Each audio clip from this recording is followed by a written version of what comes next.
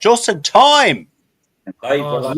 Now, We're live. we are live. We're live. Okay. Ladies and gentlemen, a very warm welcome to Thursday's edition of Mauls, Balls and All. It is indeed 8:30, which means you are looking at us talking about all things rugby and inviting you in to, join us with your chats, your opinions, comments, all that sort of stuff. Joining me this evening is all the regular faces you can see here. We have Mike Reedy, we have Claire Devaney, we have Dara Weston, and we have, of course, Peter Martin joining us as well. Ladies and gentlemen, how are we all? Are we all well in ourselves? All good. Smashing. All Brilliant. good. All good. Stating the obvious, Peter. Yes, I say the obvious. Okay, very good. All right. Okay, ladies and gentlemen, let's kick off. Oh, firstly, I want to thank Danny Brosnan for doing a good show last Monday. I know I was on it with Matt, but Danny did a great job in analysing the previous weekend's games, and good man, Danny. Okay, Mike Reedy, I'm going to come to you first on this. We're going to talk about all the which what? I said ranting coming. Ranting. Well, kind of. Okay. I'll tell you what we're going to start with. The disgraceful behaviour from off the ball. Now, this has been going on. It happened about a week ago. I can't remember quite when. Where Ger Gilroy and his cohorts on his show, which is watched by thousands, unlike us, but we tend to be more straight up and honest about stuff. But Ger Gilroy on off the ball. And we don't charge people to watch us. And we don't charge people, exactly. Ger Gilroy and his cohorts. Hold on. We do, yes, we know what we're talking about. Decided to slag off the Welsh team. In the sense that they said, and in a laughing kind of way, would a 12-man Ireland team beat the Welsh team? Would the under-20s beat the Welsh team? Would Leinster beat the Welsh team? Now, we are all aware, patently aware, from previous shows we've done with the other week with Shane Byrne and Nick Popplewell. We've discussed this. Wales are going through a bad time at the moment, but it's no need to knock them when they're down, which is exactly what that idiot Ger Gilroy and his other cohorts did. Right? I thought it was absolutely disgraceful. I thought it was an embarrassment to every single Irish rugby fan because we don't think like that. I'm talking to our Welsh fans and viewers on this.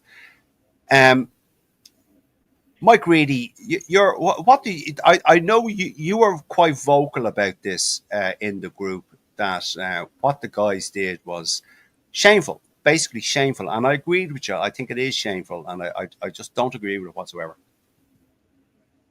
There's a kind of almost an ethical code that the game of rugby and its supporters and all sections of rugby are kind of under the guidelines of these ethics, and they've stepped like fucking completely off the reservation, with the way they've behaved. It's actually, like you said, frankly, totally embarrassing. So it is that anybody would say such a thing. I mean, you can.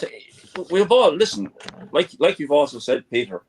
We all realise that Wales are going through a very poor time, and it's well documented, and there's not one Welsh person that would disagree that they're going through a terrible time.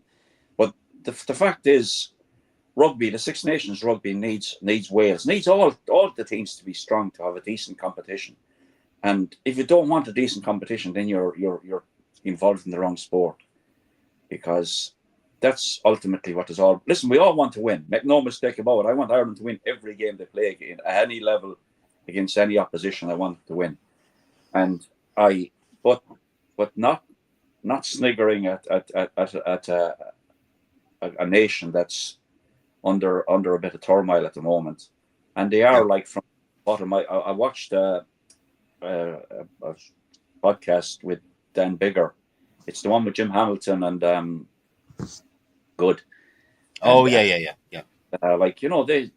They were very matter of fact about it, and so was Dan Bigger. And nobody's hurting more than them. And he was actually asked, would he be interested, in getting involved in the Wales? And he said, no, it's not a thing. Fair enough. But for lads like from Ireland to go on like a national broadcast and make such absolutely scurrilous statements is fucking shit. But no, I agree, Mike. I agree. Yes, they've been admonished by everybody. Everybody that's decent in the sport have come out against what they've said, and I've heard murmurs that Brian O'Driscoll has said he's considering cutting his ties with the organisation off the ball. I don't know much about them. I don't live in Ireland, so I wouldn't see what else they do. But apparently they're involved in other sports as well, are they? They do, Mike. They do the GAA, they do the FAI, they do all the hurling, they do all the sports. But sorry, Claire, before I come to you, they have been slated for that particular show. A post I put up in our group about that. They also look. People said I don't listen anymore. I wouldn't pay a tenner a year or whatever it is to listen to that shite. This is what people were saying. Yeah. They're way like intelligent enough to even have a discussion about rugby, because if you're involved in all sorts of sports, maybe they're not, but maybe they're not. Maybe they're not, Mike. You're right. Maybe they're not.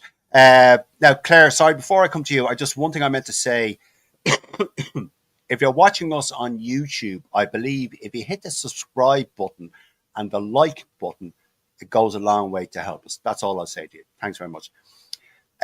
Claire, your thoughts on the... Get the full game, Peter. Get the full game. No, I did want to say that to start because, when you build up viewers and all that. But go on, Claire, your thoughts on the OTB thing and what the guys said and the backlash they got. No, it was disgraceful behaviour. I don't care how bad Wales are. You don't put them down like that. And in fairness, I was reading a thing in the Telegraph. Okay, it was the Telegraph. I was reading a thing in the Telegraph today about how they're viewing the Irish supporters now as being cocky, and we need to be taken down a peg or two. This is the one going towards the reason why they're seeing us like that. They should. There's no way a national broadcaster should be doing that. I don't listen to news talk anymore because of the way they go on, and I never listened to Off the Ball. So it's no loss to me, but they will lose a lot of listeners because of it. But if you were a subscriber, Claire, to Off the Ball, paying your $9.99 or whatever it is a month or a year, I can't remember what it was. If you heard that broadcast, being the rugby fan that you are, would you cancel your subscription? I would cancel my subscription, and I would write a strongly worded email to them also. Okay, fair enough. Dara Weston, your thoughts on the off the ball backlash and what they actually said and the embarrassment of their slagging of the Welsh national team. A complete clusterfuck. Now, let's put this into context. The guy who said this, Mr. Gilroy, is the managing director of Off the Ball. They've kind of spun out from News Talk and News Talk, owned by Dennis O'Brien along with Today FM and I think Spin or whatever it is. It's a young people station. I don't listen to it. But News Talk do a lot of the news reports for the regional radio stations, like they do the national news. They'd have somebody in court and all that kind of stuff. And Off the Ball used to do the sports reports for the regional broadcasters as well. So, they have some serious heavy hitters. As Mike said, they Brian O'Driscoll. They have Keith Wood on regularly. They have Raj is on a lot of the time with them. They've an awful lot of former internationals and provincial players. And you would kind of expect, you wouldn't expect the guy who's like the head honcho and Off the Ball, the main presenter, to come out with something as stupid as could Ireland beat Wales with 12? Yeah. Because lazy journalists like the Telegraph are going to go, Irish supporters are so cocky because one idiot of a journalist says it. And, yes. So it's automatically, it's just deemed as, well, that's obviously the opinion of all of Ireland. And this is why, the Scots in the past and, the Saffas are always giving out about us. As my dad used to say, even a blind squirrel finds a nut, the odd nut. And, you can't rule out any rugby team on any day. They can be having, they can be on a 14-game losing streak, But all they need is that spark to come out and suddenly turn it around and beat you. And the last thing you need is to be giving them shite like this to put up on the dressing room walls, to just send them out furious. Like literally doing the coach's job for them. You know, they're going to have a new coach now. So I'm not sure if Gats was gone when your man made this comment. I think it was the day it was announced Gats was gone. So they're going to have a new coach. They're already going to be like, you know, trying to kind of impress. And as Shane Byrne pointed out last week, the difference between winning the wooden spoon and not is losing all your games. So if they can win one game in the Six Nations, they don't get a wooden spoon, which is better than they did, I think, last year. So I just can't get over it. How anybody who would in any way class themselves as a rugby fan would come out with something as stupid as that, especially something who has a massive somebody who has a massive platform like that, you know. So I just thought it was idiotic. Oh, definitely. Like, it's done us absolutely no favors. You know, I'd say Easterby and the rest of the coaching staff are going, feck, you know, all they've done now is just handed them ammunition. Yeah, absolutely. I totally agree, Dara and Claire and Mike. Pete, before I come to you, Megan Augusta. Hi, Megan. Hi, Christopher. How are you? Megan Augusta says they need to realise that Ireland were once like Wales many years ago. All teams go through bad times. No need to do what they did. It was shameful. Totally agree, Megan. Yes, absolutely. And our old pal, well, they're all old pals, Megan included, Joe Lyons, they've done it for years. People are only catching on now how bad they actually are. GAA heads on football tits who take every opportunity to rile and ridicule Irish rugby. Only time they are reserved is when Tracy or Quinlan are on and they don't say squat in front of them. Bunch of CU. Okay, fair enough. And last one, Pete, before I ask you, Christopher Goff, it's awful that off the ball rugby based upon respect, totally out of order, shamefully in their actions. Peter Martin, your thoughts on this? Yeah, look, I'm only going to echo what everyone else has said beforehand. Like, you know, it really is lazy journalism. It absolutely smacks of zero insight into the game. Like, it'd be like us if all of us decided to call if we decided Mauls balls and all was going to look at cricket. You know, like, personally, all I know about cricket is that it can go on for a number of days. There's various different versions of it. And as my uncle says, it's the only game he knows where it can go on for 3 days and end in a draw. And by the way, he's a resident in England for the last 40 or so years. Like, it's absolute. It's incredible how I think it's just an example of the times we're living in, that absolute shithead journalism opinions can be put out there. People pay for it, and it gets viewership. Like, it's one thing, you know, kind of to be somewhat. I won't say. I'll say Stephen Jones, because, you know, he has some sort of insight, and I think we've said it. You know, we've said it a couple of times in the past that a stop clock is right twice, tells the right time twice a day. Occasionally, he does come up and say, "Well, yeah, yeah." Kind of can see where Stephen Jones is going with that. But 9 articles out of 10, it's toilet paper. Those three lads, they haven't a fucking clue, and I've seen comments made about them in response to that, and they do the exact same with Gaelic. They do the exact same with soccer. They haven't a clue. It's like, oh, let's talk about this, lads, and let's see what we'll throw enough shit at somebody and see if it hits. They should really kind of change their name from off the ball to hurling on the ditch, because it's absolutely like I'd be surprised if the likes of Alan Quinlan or even Matt Williams, decide to actually entertain them much more in the future. I really will be, and it'll be just like, you know, a sense of kind of a relief that, you know, that these guys aren't going to get, you know, kind of have you know, somewhat respected ex-players and professionals, you know, on.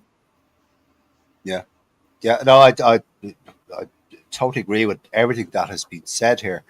Uh, Mike Sheedy off the ball. These three Muppets put down Wales rugby that go in their players, make them mad this weekend. Three Muppets to score, not rugby.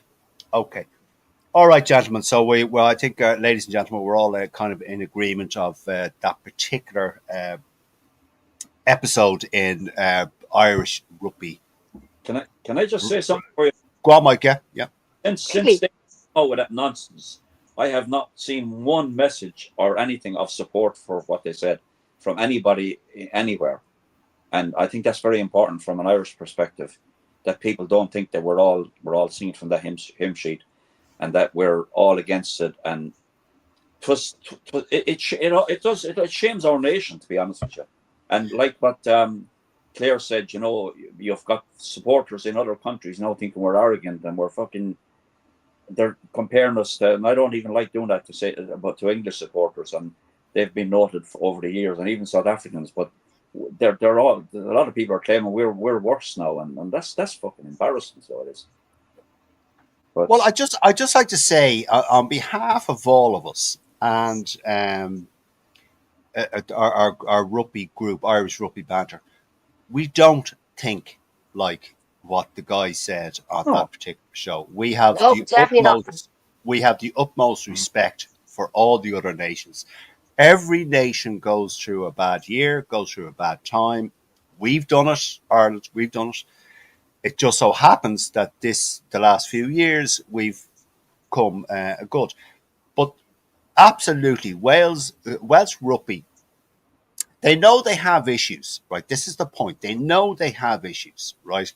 From the higher echelons down, and they're set up, as Shane Burns said last week, they're having some setup issues. But that is no excuse to slag off an entire nation of rugby and joke about, would a 12-man Irish team beat them, would the under-20s beat them? Not happening. This is not what we agree to. This is not what we agree with. Okay, so just because I know we've viewers all over the world, just wanted to clarify that. Okay. Like what I would say is, they also said, would the Leinster team beat them? I mean, bar one or two players, that's basically the Irish team. So I wouldn't rule that out possibly. But the others were very derogatory. Absolutely. First team talk on Saturday, all it needs to do is, like what Dara said, put a big banner up on the wall saying, this is what they fucking think of us. What are we going to do about it?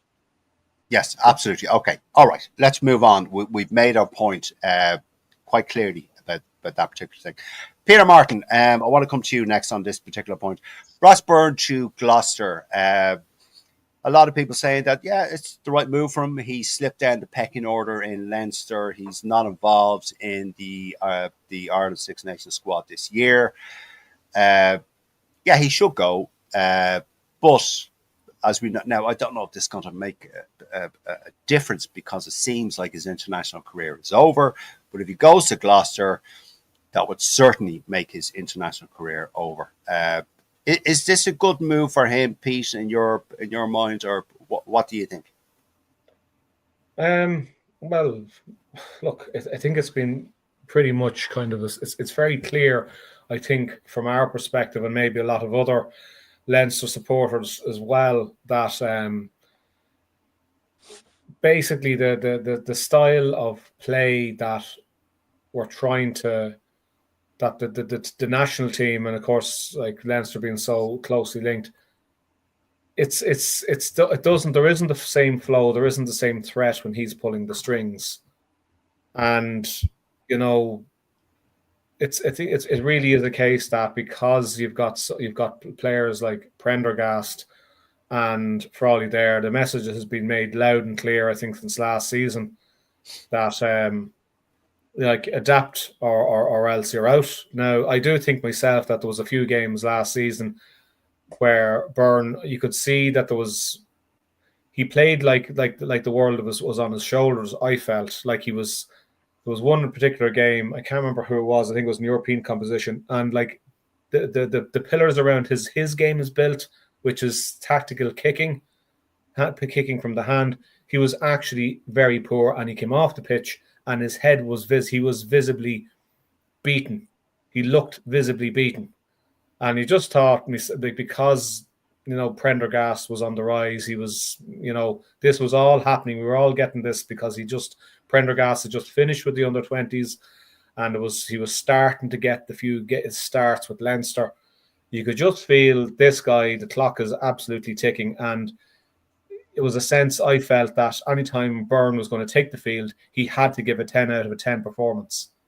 He had to give his absolute best. He couldn't play with a freedom, I suppose, that he might have been afforded, we'll say, when Sexton was there. Like, it was very much a case, I felt that this guy, everything has to work for him. Everything he does, every kick at goal has to go over, every kick out of hand in the game, his plays, everything he does. And then trying even to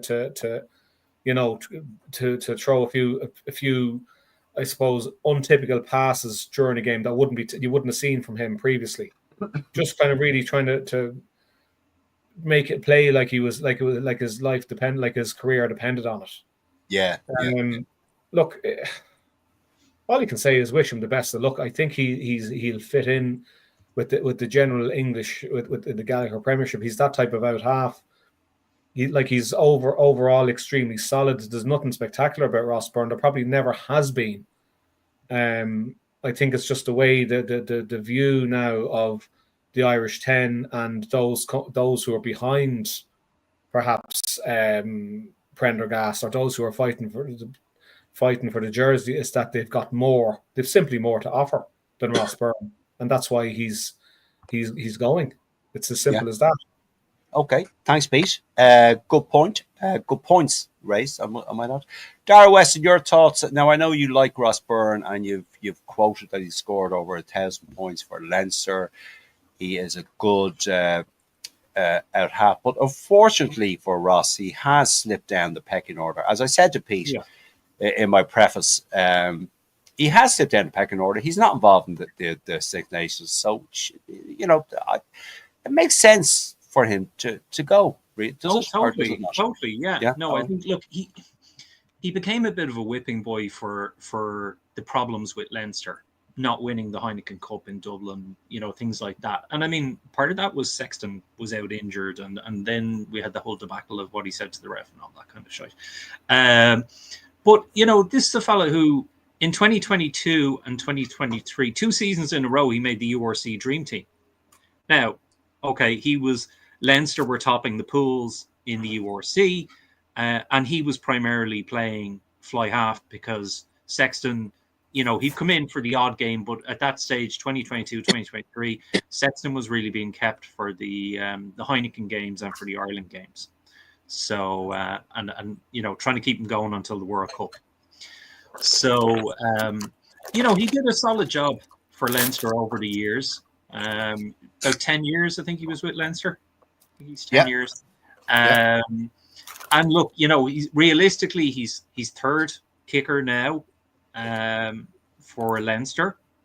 Now, having said that, then the two ahead of him go on international duty. So, I just hope we don't come to regret it in the future, because he's only 29. He's not, he's not an ancient fly half. But realistically, he's not getting first choice game time in Leinster. He seems to have dropped out of the Six Nations camp. He's not being included in that. So, yeah, from his point of view, he's still a young player. There's plenty of money to be made. So, yeah, look, I think fair effect to him. Go off to Gloucester. And how are Gloucester doing in the Premiership? Where are they? Mid-table, top? I don't know. I don't follow competitions like the Premiership. They're not top. Okay. They're not doing very well. The only thing I follow in the Premiership is who's going bankrupt this season. Right, okay. God, okay. Go on, Claire. Your thoughts on Ross Byrne going to Gloucester? Right move for him or not? Well, it's the right move for him. You wouldn't want people critiquing your daily job every time you went to do it, would you? I'd be slightly fucked if they did that. Yes. Yes, so would I. So you can imagine when you've thousands of people giving out about you because you had a bad day at the office. I'd say it gets to you. Stop laughing, you. Sorry, Dominic's sitting beside me laughing here. Sorry. Good man, Dom. Good man. just to annoy him. Happy birthday, Dominic. Happy birthday, Dominic. Happy birthday, Dominic. Yeah, Your birthday. yeah. No, it's a good thing for him. As I said, he's 29. Go on and like, as he has fallen down the pecking order, it is good for him to go right, move on for a minute. Like, go and kill his son. Go on. Are you all right? Oh, he's gone. She's gone. Okay. Mike Reedy. All Sorry, child line. She's turned the camera off. where's she gone? I know. She's turning the camera off so she can give her son a There she slap. I'm still sorry. I'm still here. I swear I'm not hitting the child, the adult Go on. child. Go on. Okay. Are you finished, Claire? Have you made your point? I have made my point. Thank you very much. Okay. Mike Reedy, before I come to you, Ed Wilcox, Ross Byrne will go well at Gloucester. There are miles in him yet. Yes, I agree with you. Gloucester are going well in third place. All right, okay. Catherine Keegan. Catherine says, evening all, Gloucester are currently third. Okay, thanks, Catherine. And Gregor Galway is replying to Megan Augusta. Okay, great. Mike Reedy. Ross Byrne going to Gloucester. Now, I know you've said this, you're on record of saying this, that you weren't a fan. You were never a fan internationally for Harry and Ross Byrne at 10. So is this, in your view, I won't say justification, but... No, I was never wanting that. No. I'm not suggesting you were. That's what I said. I think justification is probably a wrong word. But what do you think about Ross Byrne going to I Gloucester? would like to clarify, first of all, I never said they weren't good enough for any other province, but I never felt either of them were at the standard that Leinster should have, and now subsequently do have. And it took them a while to get there, progressing or promoting the other guys. However, Ross Byrne has been a decent professional and a decent servant for Leinster and Ireland when needed. But I agree with what Dara just said there. Are Leinster in danger now of cutting themselves a little bit short because lads away on international duty? Who have you got? Who have you got then? Like if you've got Frawley and Sam Prendergast away with the Irish team. You've Charlie Tector, you've a fella, I can't remember his first name, Gabriel, coming out of the academy who looks like the real deal. Yeah, I suppose that's the way forward, isn't it? Now, what's the story? Is Harry Byrne only gone on loan, or is he? Yeah, 3 months gone. He's going to be back. Well, you'll have him back then. And he's in the A squad. They've got the New Zealander there that could step in. Is Harry Byrne in the A squad, Pete? Yeah. Very good. He started. Yeah, because it's being played over in Bristol, where he's currently. I see. Okay. All right. Okay. No, all right. Sorry, go on, Mike. Good. Best of luck to him, and he deserves a payday out of the sport. You know, your career is short enough, and try and make a little bit. I mean, it would appear that his international career is probably at the end, and go and do whatever you need to do for your family as well. But good luck to him. Best of luck to him. All right. Okay. Before we move on, Mike Sheedy. Hi, Mike. Irish Rugby is not looking after our number 10s and other players to the last few years. Also, our out halves not getting games, so they moved to other teams. Irish players doing great jobs with new teams. Okay, well, that's fair enough. Well, except for who's your man? Went to Edinburgh. The Scottish fella played for Munster. What's his name? Ben Healy. Ben Healy. Ben Healy is probably the argument against what you just said there, Mike Sheehan. But I take your point. Yes. Okay. He's from the same town, Ben Healy. Mike Sheehan is. Oh, all right. Okay. Fair enough. Okay. Right. We go with that. Right. Okay. Mike Reedy, to you first. We go back around the other way.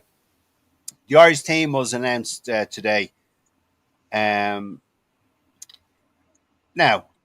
let's have a look at this. Hugo Keenan has been replaced by Jamie Osborne, who I like Jamie Osborne. I think he's a fine attacking player. Good to see Mac Hansen back, Ringrose Henshaw in the centre, Aki on the bench, James Lowe, Sam at 10. Of course, that pick was always going to cause a few ructions in our group. Why wasn't Crowley picked and the usual shite that people go on with about this. Gibson Park at 9. Porter, Sheehan, Clarkson front row. Good to see Clarkson there. McCarthy, Byrne in the second row. O'Mahony at blind side. Josh at open side as expected. And Jack Conan coming in for Kenan Doris at 8. There's no massive surprises there, Mike, in that particular team. I wouldn't have No, thought. I'll tell you two positions that I'm really pleased about are Jack Boyle coming onto the bench for the loose head, and also Keane Prendergast, I believe, is on the bench. I'm pleased for him, and Yes. it'd be good to get to see what he can do. And Clarkson is starting. That's great. It's the way forward for us, lads. And I don't care about the fly halves. I don't know who plays. If they're good enough, they're fucking in the team. Good enough for me. I'm happy with that. I'm not so sure about Dan Sheehan as a captain. Has he ever captained anybody before? Yes. I don't. Is it? Yeah, he captained Leinster all the time. Has he? Yeah. Oh, fair enough. Yeah. But no, I don't have any. There was one slight surprise for me. I think can't even remember what the fuck it is now. Go on. It wasn't your new underpants, was it? No.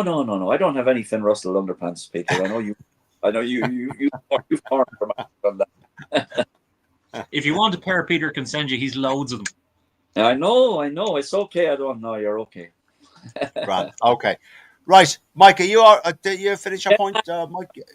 Okay, Claire. So go on, Mike. Were you going to say something? I'm happy with whoever they pick. You're right. Okay.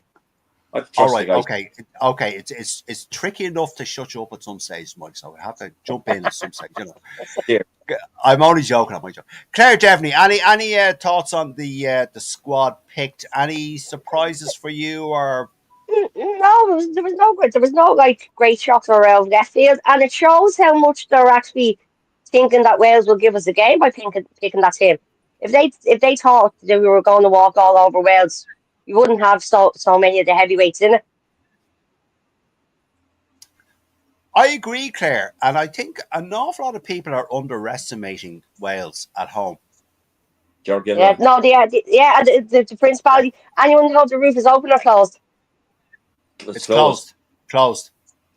Okay, and I actually seen a thing on the Welsh rugby page today, about them just using that thing from off the ball, saying that they're to get there and make noise, and we'll defeat them. We will be the 16th man, and it was getting an awful lot of an awful lot of votes for yes, we'll do this, and let's get one over on them. There you go. Well, I'm going to post this video into the Welsh Rugby site just to show them that we're all not fucking idiots like that crowd on off the ball. Okay, Claire, have you made your point? You all right? I've made my point. Okay. Thank you. Okay, Dara Weston, any surprises in that particular team announcement? A new full back? No? Okay. Is that all you have to No, say? I don't think so. I think, would you let me finish there? Well, I think now, just, it is a very strong team, but certainly, if the management were going to maybe rest somebody during the Six Nations, like Bundy or something, their hand has been slightly forced by the gobshitery from off the ball, in that they have to put out the absolute strongest team now they can, So yeah, look, it's going to be interesting to see. Yeah, it'll be a good match, and it'll be noisy if the roof is closed. It will be, yes. I've actually never been in the Principality. It's on my bucket list. Yeah. But what about Osborne for Keane and Dara? Is that like for like? Is that? You can't say like for like. I mean, Hugo Keenan is out there on his own. I mean, Hugo hasn't won World Player of the Year. Sure, he hasn't. No, he hasn't. But he deserves to have won World Player of the Year. I mean, he's arguably the best 15 out there. So put anybody else in his spot, and they're not going to come up to scratch. They're not going to. They'll be playing at 80%. Hugo plays at 100%. So it's not like for like. But Osborne is a good fullback. He can cover fullback very well. So look, and there is a bit of flexibility. They can move players around as well. Move him into centre if it's not working, and move somebody else back. Crowley, I mean, can also cover 15, I think, as well. So, they can, if it doesn't work, they can always bring on substitutions and a bit of jiggery pokery.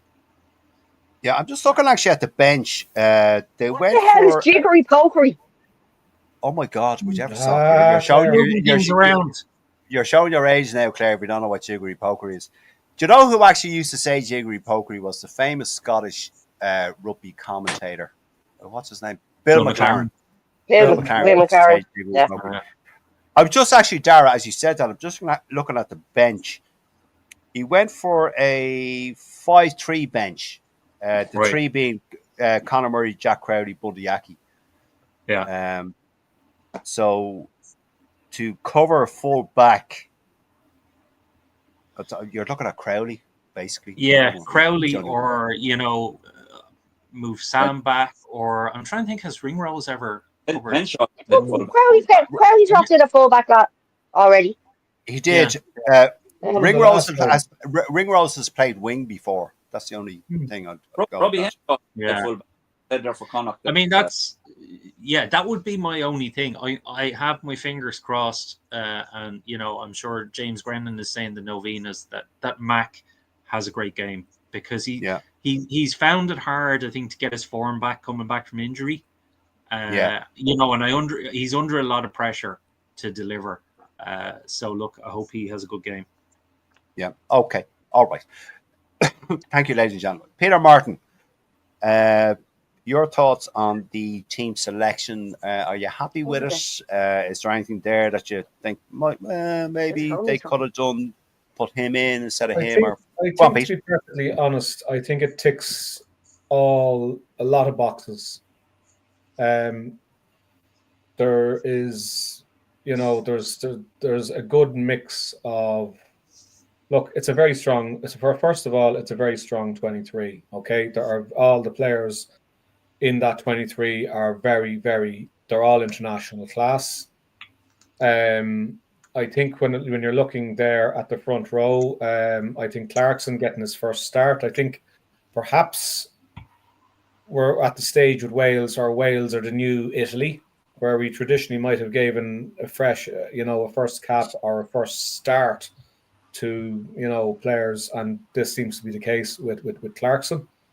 You've got Boyle, who's poised to win his first cap off the bench, and you've got Gus McCarthy. So you've basically got a very youthful front row there to come on. Never mind the fact that Dan Sheehan, of course, is 25, 26. There's no big mileage there. He's no relic. You've got if it all goes Pete Tong for Clarkson, like we've Finlay, Bealham to come on, and possibly who's arguably in the running to be Ireland's player of the tournament so far. He's turned up. We're not missing Furlong in the tie head position at all. Bealham is I think is probably one of international rugby's greatest, most underrated players. In second row, you've got Big Joe coming back to make shit of the opposition's maul, and maybe get the ball in his hands and go for a few runs and skittle a few defenders. The back row is logical. Conan's in for Doris. Look, I think there's a good nod for it's a very strong selection to get the job done against a Welsh side that let's be under no illusions. They are going to be coming out, and there's going to be, I would suggest, there's going to be a hell of an atmosphere in the Millennium. I don't think the Welsh Rugby Union will have to open the purse to get more flags and the whole lot. I think we know that the Welsh players, there's something, they go up a level when they put on the red jersey. We know that for years, the Welsh teams have performed poorly in the various different angles between the Anglo-Welsh Cup, their own competition, the URC. They've never won the URC. They haven't come in an ass's roar of winning it, and they probably won't. They'll never come in and win an ass's roar of winning it. But under Gatland, they won triple crowns, championships, Grand Slams. Yeah. So the club side, so we know there's massive pride in that jersey. You can be sure there'll probably be guys with tears in their eyes when the national anthem being played. It'll be very emotive, and they will come out and they will absolutely tear into that Irish team, no doubt. But I And do you think know what? Do you know what people fail to remember?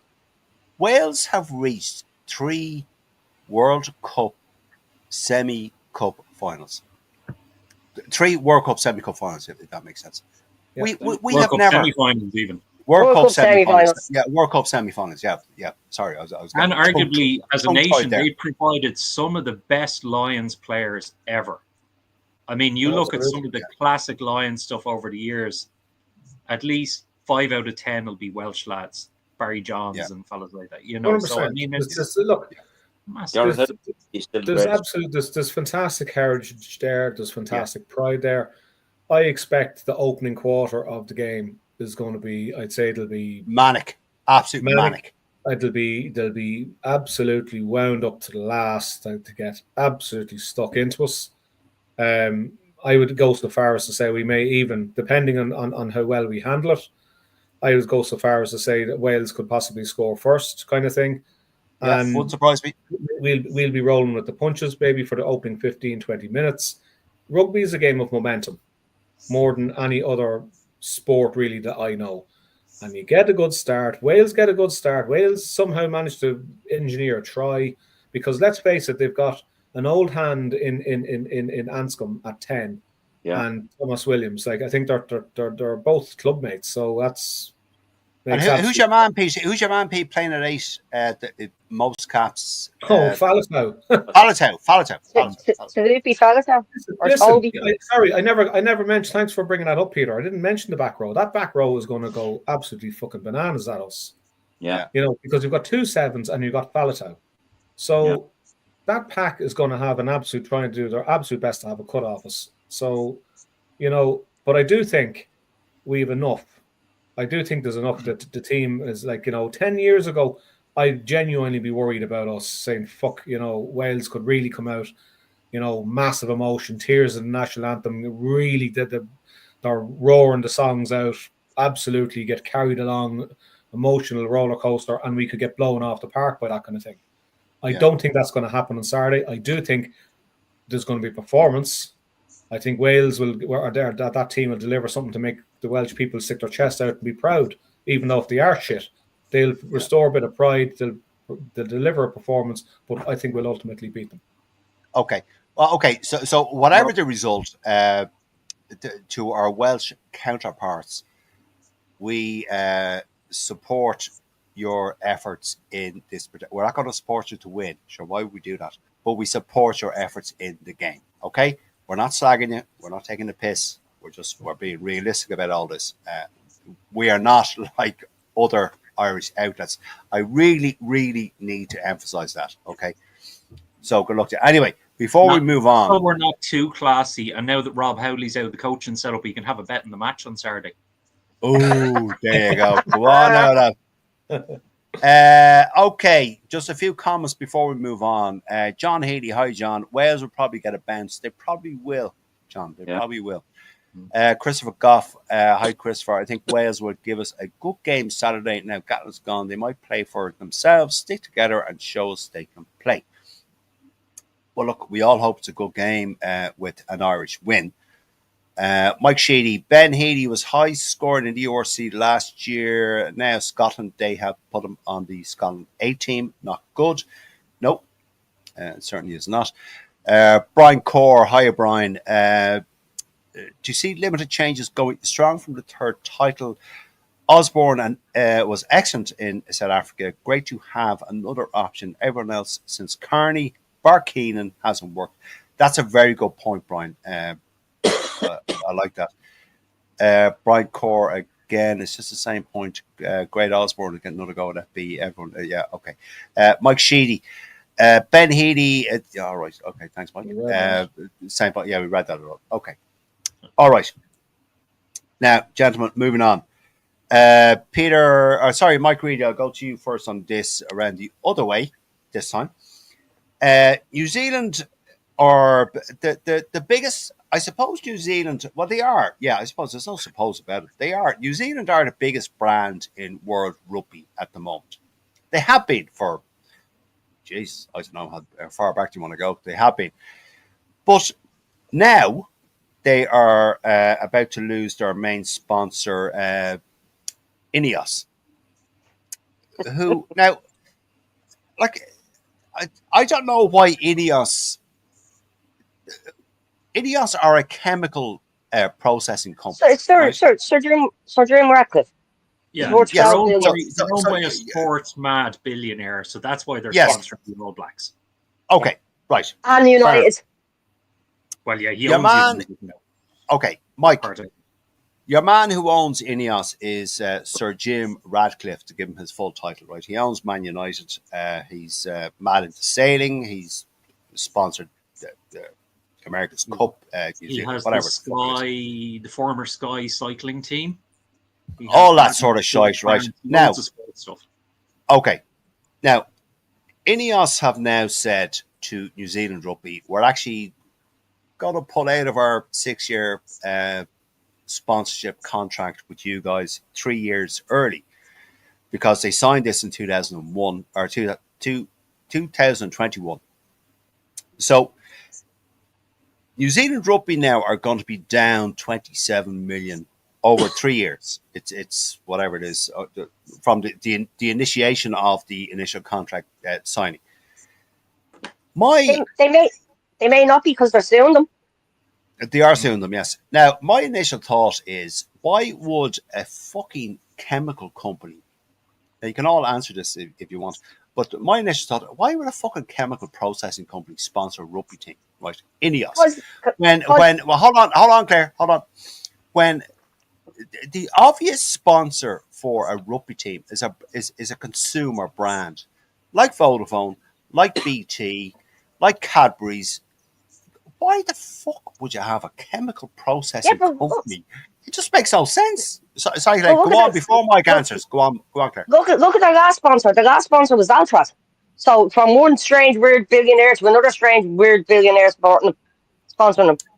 Yeah, but true, Claire. Yeah, true. But before Mike, that, they had an American that did the offer reason insurance in New Zealand. hold on. Sorry, go on. Hold on, Claire. 1 sec. Say that again, Darren. Before Altrad, they had an American insurance company, AIG, that didn't offer insurance in New Zealand. Yeah. But yeah. Altrad are sponsoring the French, aren't they? No? Yes, they are, because your man that owns them is French. He's kind of a billionaire that hides money and stuff. All right. Okay, that's why he's a billionaire. Let's not talk about fraud, Claire. It's only fraud if you get caught.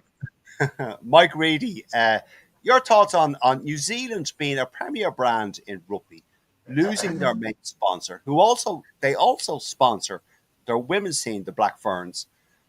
Is this indicative of the way that the whole sponsorship thing is going? Have New Zealand lost their crown? What do you think, Mike? I think it looks that way, to tell you the truth. I think the aura has kind of descended from the New Zealand brand. However, it might be premature. They won't be down for long, I wouldn't imagine. And maybe it's like jumping ship too early. Ineos are a bit of a touch and go company. The old Manchester United thing, with Radcliffe is very well documented, and he's very vocal about his support for them. So maybe he wants to put all their finances into that. Seeing as that's his game, he's probably no interest in rugby or anything like that. But you would imagine. I mean, you questioned why would a company, because of the New Zealand name and getting credibility as a company, from people out with whatever they make their money from, as such. It's like the Saudi Arabians and the Qataris wanting to get involved in rugby. They see it as an inlet to credibility, and maybe he did as well initially. And Sport washing. Yeah, well, it is, but I don't know. Maybe New Zealand have lost their draw, and Okay. They might have to take a little bit of a back seat for a while until things improve. You know, I don't All right. know. Claire, okay. Okay. I don't. We've one more topic to come on to before we do our win, lose, or draw. Claire, this idea that New Zealand, of I all don't think teams, I don't of think it's all anything got to do teams, with New Zealand. I don't go think on. it's anything got to do with New Zealand. I think it's got to do with the fact that Ineos, Moody have upped Ineos's losses to 12.5 billion or 22.5 billion. So it's I don't think it's anything Really? got to do with New Zealand. Oh yeah, yeah. Oh, Moody have base. Yeah. So yes, he is a billionaire. He is a billionaire, but his company owes about 10 times more than he is actually is worth. So I don't think it's anything got to do with Okay. New Zealand rugby per se. I think it's got to do with. I don't think the company fucking has the money there, or they can't actually get it out from the companies without probably committing. Ross, right. Okay. Okay. Thanks, Claire. Dara Weston, your thoughts on this?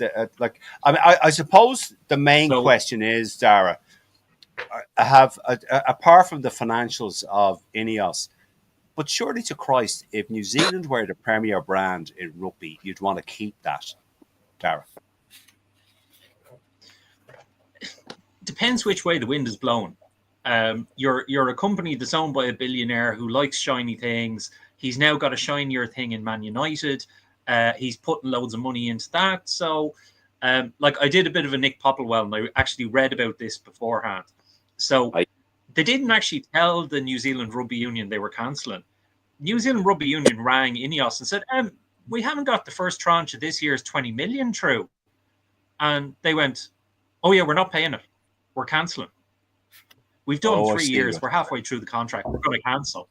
So they didn't even tell them officially they were cancelling. It literally just they realized that the first quarter and the money. So they've gotten 60 million out of the first 3 years, and potentially they've lost 60 million for the remaining 3 years. But look, it's let's call a spade a spade. It has been a while since New Zealand have consistently held the number one spot in the world rankings. Why a company like Ineos would do something like this is, can you imagine how many contracts they sign with people who buy chemicals because they bring them over to a New Zealand game, or they bring them when New Zealand are playing in Dublin? The amount of corporate hospitality tickets they get because they're the shirt sponsor. So if they're playing in Dublin, they probably get 1,000 tickets for the Aviva. If they're playing over in Eden Park or somewhere, they probably get a couple of 1,000 tickets. So, you can't buy kind of, not publicity, but you can't buy kind of wine and dine clients to that extent, which is great when you're betting on the winning horse and all that. Corporate yahoos who go along to matches, they're very fickle, and they're not really interested in seeing the team that's not winning. They'll go along and get pissed, but it's not as impressive as if the team is winning. No, I agree with you. However, I don't think New Zealand will be long. They're not going to be without a shirt sponsor. We're not going to see the All Blacks playing in just a black shirt. There'll be numerous other companies who will only be snapping to get the chance. No, I agree with you, Dara. I agree with you, but my subsequent point to my question was, why the fuck would a chemical manufacturing company sponsor a rugby team? Because because the man that owns it wants to. No, but there is no consumer benefit. Like Vodafone, I understand. As I said, BT, I understand. Cadbury's, I understand. But that's the whole thing about having a billionaire owner. He wants the best seat in Eden Park, so he says, "Right, let's get the shirt sponsorship for the All Blacks. I'll be sitting beside the NZRU president." I think that's. I think that's a publicly traded company. He has total control. He decides where all the sponsorship goes in sports and stuff. Peter, if you were a billionaire, would you not do it? If you were a billionaire, you do the same thing. No, if I was a billionaire and I had a consumer product, maybe, I probably would. But a fucking chemical processing company, what the fuck are they doing on the front of a sports team jersey? Chemical processing company, you also sound like sell hand soap, stuff like that. You can go up to Tesco and you can buy Ineos hand soap. I know, but no one knows that. This is the thing. The public don't know that. This is the thing. Some Like of us do. the public know Vodafone. The public know BT. The public know Cadbury. Like the public, like a consumer brand, I understand. A fucking chemical. They also produce cars as well. Okay. Anyway, Peter Martin is waiting Jeeps. patiently. All on, Peter Martin is waiting patiently. Peter, Sorry, Peter. your thoughts on All right. Ineos and all that sort of shite. I did go on. Sorry, Pete. Look, we've already established that the All Blacks brand is, for want of a better term, it's faded a little bit. It's not as glossy as it was a number of years ago. I think when Ineos got in, I'd say New Zealand jumped at it looked a very lucrative contract to them. Let's not forget that the New Zealand rugby union is massively in debt compared to our own rugby union, which is in a very healthy financial position. I think without quoting figures, I think New Zealand rugby has been in debt for some time. It's been that way. It's been in that position where they've been in debt. The reasons we're obviously not going to get into that, but that's just always been kind of out there that New Zealand rugby not necessarily in the best financial position in the black, should we say, to use a pun. So look, when after post COVID, when I think this, if I stand to be correct in this, when this contract came along, they're 3 years in. This is 25-22, so yeah, it would have been basically post COVID or thereabouts. Like the beggars weren't going to be choosers when it came to who was going to come along and offer them a juicy contract. So of course, New Zealand came along. Sure, it could have been a dog food company. Pedigree fucking chum Peter could have been on the front of the New Zealand jersey if the figures added up. So I think, at the end of the day, money talks. I know what you're saying as regards, an appropriate a sponsorship that fits. Like we know Vodafone fits with the Irish team. We had 3 on the Irish team beforehand. Going back to the ye old days, you had permanent TSB on it. Irish permanent on the Irish team. You had Steinlager on the All Blacks going way back. So look, I think the whole thing about the sponsorship is that it almost doesn't matter who's on it, in a sense. There's DHL who's sponsoring the Stormers in South Africa. They're a fucking logistics company, but they have a very strong presence, in South Africa, obviously, but globally as well. So I think. But hold on, but Pete, if Ineos had never sponsored the All Blacks, would you have ever heard of them? Well, they have a profile. I was aware of them. They were involved with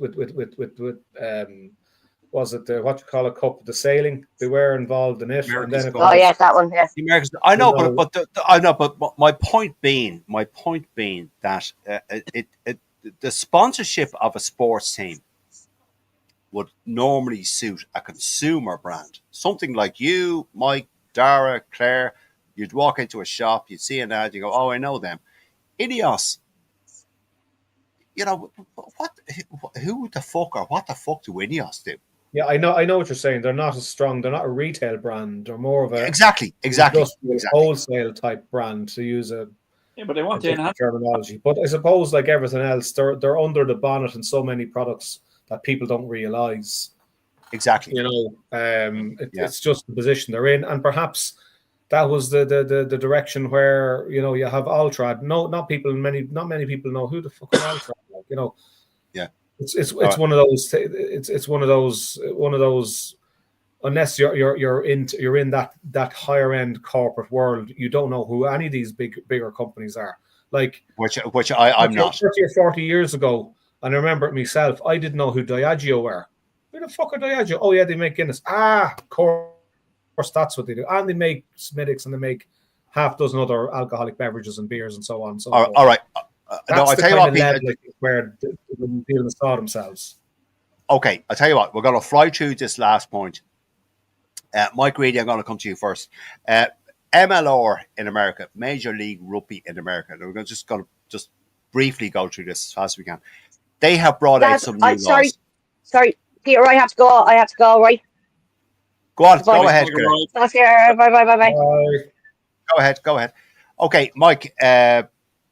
MLR, as I said, Major League Rugby in America have brought in some new laws for 2025. I'm not going to spend too much time with these because we're over the hour mark. Basically, Mike, their new laws are, I'll read briefly through them, a knock on or throw it into touch will now result in a line out only, removing the scrum option to keep the game moving.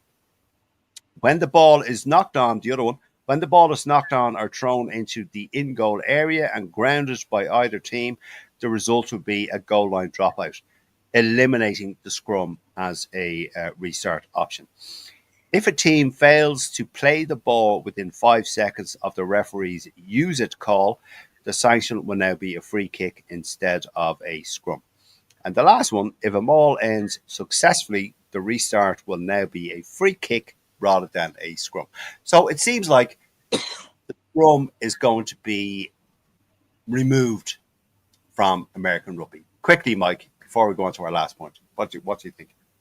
I think they're fucking onto plums, to be perfectly honest with you. It ain't going to be. It's not going to be sanctioned. Can you imagine telling a South African there's going to be no fucking scrums in rugby? Good luck with that. Okay. Dara Weston, your thoughts on the new laws coming into Major League think Rugby the clue in America? is in the name. The clue is in the name. Right, okay. Major League Rugby. They're trying to turn it into Right. rugby league. Yeah. All right. You Okay. know, Peter, speed up the game. And yet American football is one of the slowest games out there. So, Exactly. Peter Martin, hold on. Peter Martin, your thoughts on the new rules in Major League Rugby in America?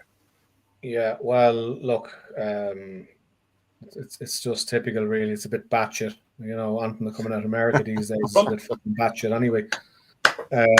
But look, as our own Raj said after the World Cup back in, 2019, no, as they say in France, no scrum, no win. Yeah. So, all right. It's going to have a detrimental effect in that game, in that part of the world, for sure. Okay, fair enough. Okay, lads, we're on to our Claire's gone. Gentlemen, we're on to our last topic of the hour. Our win, lose, or draw. Peter Martin, I'm coming to you first on this, and we go around the other way. Okay, so first up, in the order that they're happening, we have Wales v Ireland. Pete, win, lose, or draw. Who's winning? Who's losing? Who's drawn? Well, Ireland are going to win that. I'm going to suggest something like 45-12. PM 45-12. And the Welsh hate us again. Well, there you go. Okay, Pete, England are entertaining Scotland in Twickenham. Ooh. I somehow fancy England to do that. All right. Big margin or one score? I'd say England by 10 points. But that's a big score for them now. Yeah, okay. All right. And finally, Italy at home are entertaining France. Oh. Well, France just have to win that game, don't they? Because they're playing us next. Yeah. And they're without Pinot and Jalibert, I believe.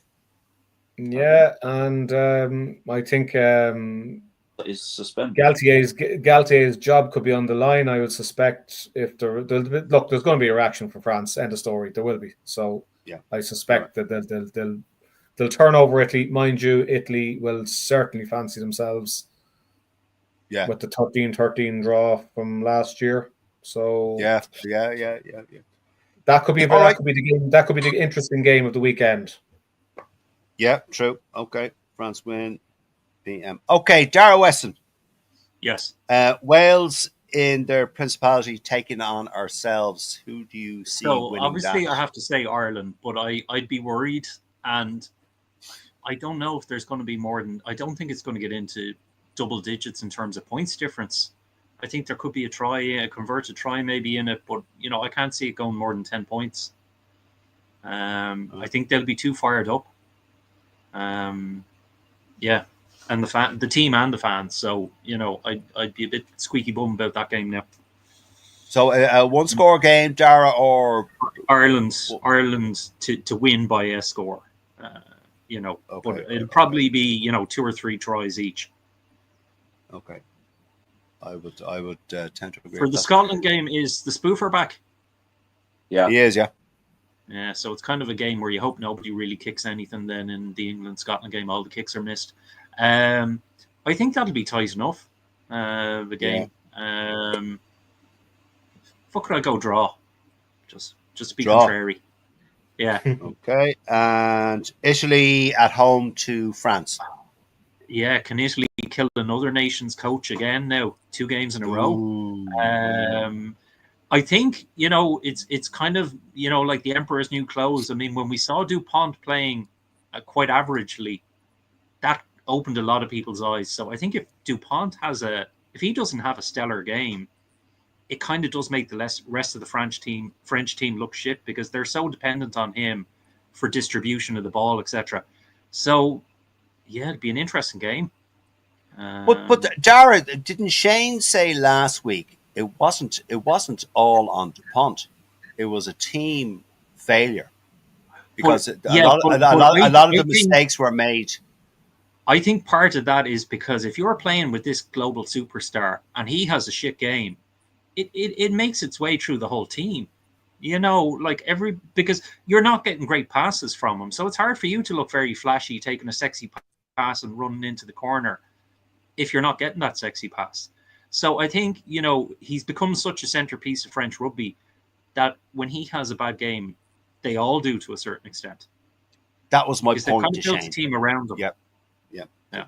That was my point to Shane. So okay. Do you know what? I'm going to go out on a limb and I'm going to say Italy. All right. Peter, don't forget, France were shite when Lukaku was playing at 9 and Dupont was off at the Olympics. Yeah. And your man and also a couple of little good bits, but yeah. I was going to say, gentlemen, sorry, before I come to you, Mike, I was going to say Pete and Dara. I actually can't remember what I was going to say. Mike Reedy, I genuinely can't. I had something in my head there to ask us. Mike Reedy, your thoughts on these games? Wales at home to Ireland. Go for it. I think the first half is going to be very tight in this game. Wales are going to come out of the blocks, fucking have a right go at us. But I do think they will run out of steam in the second half, and I'll be in between what the two lads said. I think maybe a 20-point win for Ireland or something like that, maybe 21, maybe three tries. I think we'll get a bonus point win. All right. Fair enough. England in Twickenham entertaining Scotland. For the Springbok B team. We were talking about England are now in a position against Scotland where it's inconceivable for them to lose. It really is. They're in a position now where they're deeming it as unacceptable if they don't win this. That's how they've been beaten 4 times now by Scotland in the Six Nations, and they think it was like when they came to Ireland in, was it 2007 or something like that, and they Martin Johnson brought 07 in Crow Park. I was there, and they said fucking twas unacceptable from to not win. I think England will shade it, not by much, but I think they will shade it. Yeah. All right. Okay. And lastly, Mike, you're the last voice tonight. Italy at home to France. I think this could be a very interesting game, by the way. I really do. Italy have everything to gain and very little to lose. France have everything to lose. Like the Six Nations has gone if they lose this. It could be a very, very tight game, by the way, and it's going to be a nervous affair for France. God, it's a hard one to call for me. I'd really love to see Italy turn them over. I would, but can they? I'm not so sure. Go on, call your winner. Come on, you have to call your winner. Everyone does. Whether the Off that fun fence. like he did in Twickenham, or he comes out and plays his normal game. If he plays his normal game, France will win. If he doesn't, really interesting. I can't see. I can't see. I'd love to see Italy do it, but I can't. Yeah, I think France will. Okay. France Oh, Pete, Dara, sorry, I remember the question I was going to ask you. Will France go for the 7-1 split on the bench? They are apparently. I'd be more interested in France turn up with their coach. Who's going to be the one back? This is the thing. This is what I was going to ask. That's the question I was going to ask you, which I remember. With Pinot and Jalibert missing, are they going to go for a 7-1 split on the bench? With those two missing. So, yeah, all right, fair enough. Okay. I just thought I'd ask. All right, gentlemen. Go on there. No, I think the one thing we're all, we've seen it over the years. When the French team gets sick of their coach, they're not beyond just going out and not performing just to get rid of the coach. So, if Galtier's pissed them off, it could well be that Italy turned them over. Yeah. All right. Okay, gentlemen, and thank you to Claire earlier on for joining us, and thank you all for watching and sending in your comments and opinions and all that. We, of course, appreciate it. Gentlemen, yes, that is it until next Thursday. Thank you all for your time. And subscribe on the YouTube channel if you're watching. Just like and subscribe. It all helps us. So listen, gentlemen, thanks a million. And thank you all for watching and commenting and all that. See you all next week. Enjoy the rest of your evening, gents. Thank you. Take care, guys. Bye.